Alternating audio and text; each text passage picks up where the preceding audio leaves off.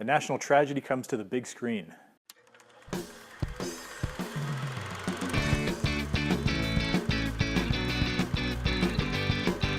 Hello everyone and welcome to Movie Reviews by Josh. My name is Josh Terry. Today I'm going to be talking about Patriots Day, which was the Berg film that was talking about the Boston Marathon bombings from 2013, just a couple of years ago.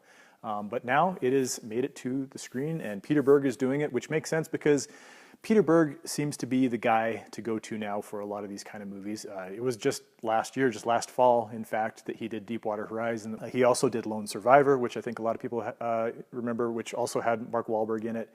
Way back, though, one of my favorite movies from Berg was Friday Night Lights, which was the movie version of the book by Buzz Biesinger, just in case you want to know who wrote the book. That eventually became one of my favorite TV shows, which was also named Friday Night Lights. But anyway, Berg, great. Does great stuff. He's back in form here. This is about the bombings. Now, it is more about the aftermath of the bombings. The actual bombs going off at the Boston Marathon happens, towards the end of the first act of the movie. We take some time, and like in a lot of Berg's movies, we meet a lot of the main characters. Now, Mark Wahlberg's character is actually a composite. He is not playing a real person in real life so much as he's representing what a lot of the different policemen on the force did over the course of this investigation. John Goodman is also on board playing the police commissioner. We also have J.K. Simmons, who is a policeman who is out in Watertown where the events eventually made it out to when they were hunting down the terrorists. But yeah, so first we're meeting a lot of these characters. We're at the marathon, and when the bombs go off, one thing just to know in terms of sensitivity, it was actually pretty restrained. I was kind of surprised because I expected this to be kind of a big violent thing. It was violent, but it was not very explicit. It was not very graphic. A lot of blood, lots of people screaming, and it's definitely, the quick cuts, and you get a sense of the intensity of what was going on. Also the tragedy. You may be interested and maybe want to know that there were some, among the victims there was an 8-year-old boy, but Berg goes out of his way to be very respectful for the way that that's portrayed. He lets us know that it happened, but he also kind of keeps it off camera in a way that's respectful and honestly would make this a much more difficult movie to take. Anyway, that's kind of the setup for the movie because the bulk of Patriots Day is about the manhunt that followed to track down the two brothers who were responsible for the bombings. Now, this is really just kind of classic boilerplate Berg style here, where he's very, very methodic. Things happen in very sequential chronological order, and you find out just kind of very mechanically about this happened, and this happened, and this happened.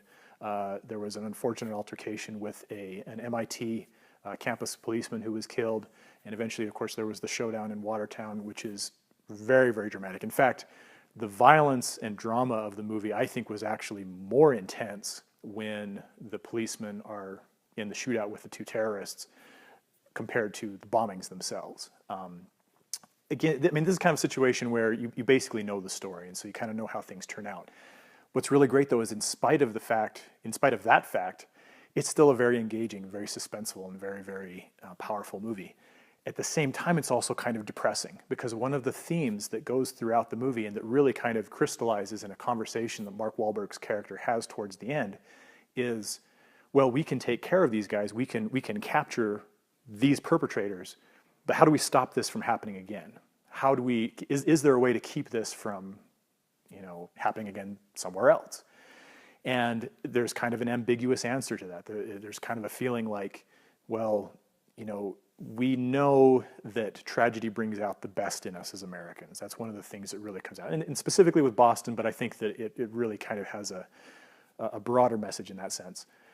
What it doesn't say is that we've figured out, or if there is a way to finish the job, to stop it from happening again. And that's one of the more somber, sobering notes that emerges from this movie. So definitely a good movie. I gave it 3.5 stars out of 4.